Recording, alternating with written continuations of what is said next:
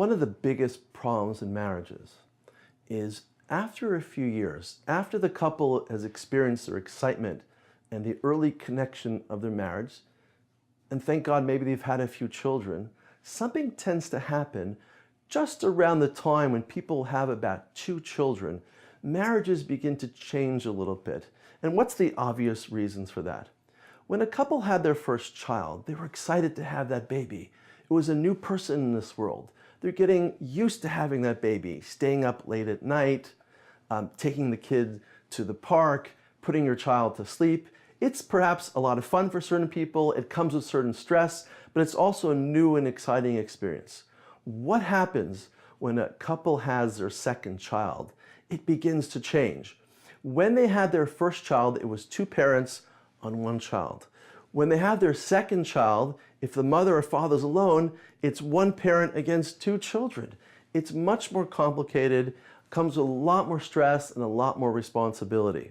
So I find that a lot of marriages have trouble just around the 2-child mark. And I've almost made it a joke in my practice.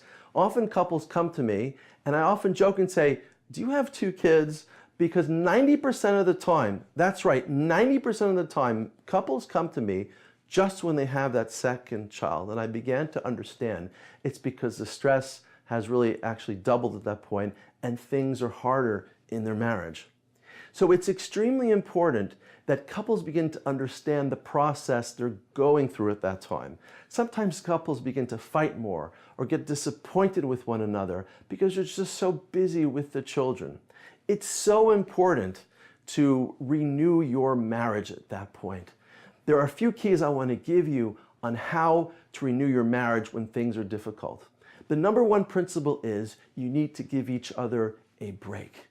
So if your wife is taking care of the kids for hours and hours and hours and you're coming home late from work, I know it might be hard for you, but it's important to give your wife a break. After you come home, give her like an hour or so. Maybe you want to help put the kids to sleep and take care of them. Give your wife that full break that she really deserves. That's number 1.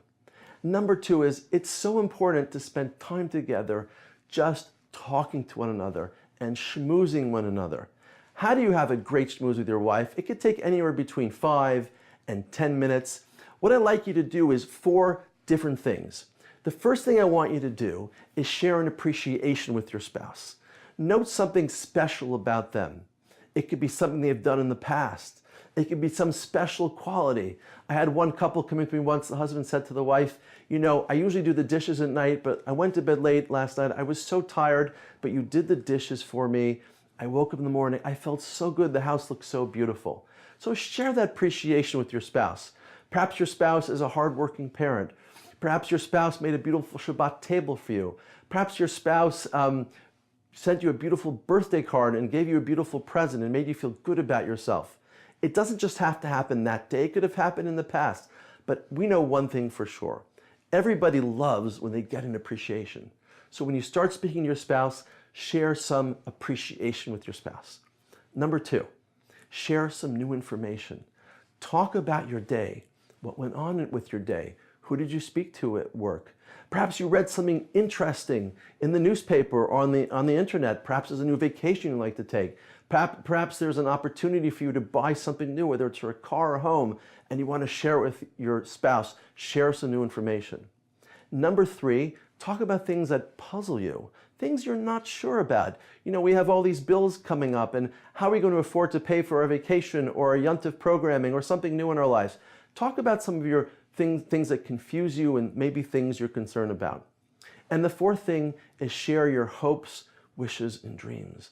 I'm sure many of you, when you got married, perhaps you had dreams that you wanted to accomplish. You were hoping to take a trip to go to Eretz Yisrael. Perhaps you were looking forward to buying a home. Perhaps you're looking forward to having children. Spend a few minutes simply expressing your hopes, wishes, and dreams. And the 3rd most important thing is to spend some quality time together. Take a walk together. Go on a little stroll with one another. Go to the park together. Whatever it is, try to spend some quality time with your spouse. If you work on all these 3 levels, I guarantee you more happiness in your marriage. And even if you have, Baruch Hashem, 2 children or more, you're going to reconnect because you're making your marriage the priority in your lives, and that brings tremendous happiness. Welcome to this new series on Hidabrut called Marriage Matters. My name is Rabbi Daniel Schonbuch, and I'm a licensed marriage and family therapist based in New York and around the world via Skype. On this important series, I will be answering your questions you have about marriage, relationships, dating, parenting, and about any issue dealing with family and relationships. But more than what I have to say, I want to hear what you have to say. So please email to this address and send in your questions, and I'll try to answer as many questions on this new show.